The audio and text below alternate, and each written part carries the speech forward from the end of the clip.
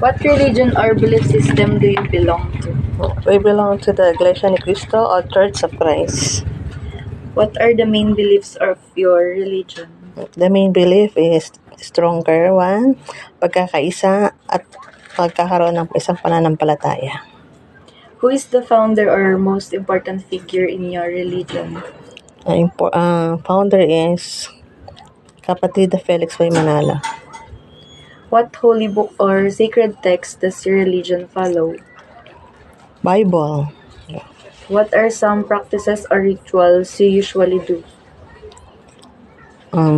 Pwede sigurong magkaroon ng pagkakaisa at pagtutulungan, paglilingap. How does your religion affect your daily life? Sa akin bilang isang Iglesia ni Cristo, magiging isang panatag at pagkakaroon ng isang mabuting asal ang mga kabataan ngayon. What values does your religion teach about treating others?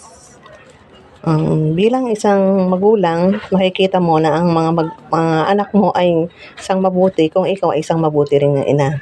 So, pagkakaroon ng mabuting asal, pagmamahalan. What special celebrations or religious events do you observe?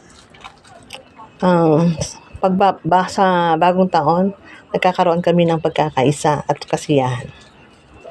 What do you like most about your religion or belief system? Sa Iglesia ni Cristo, hindi mo lang makikita ang pagkakaisa, kundi pagmamahalan din. Thank you po.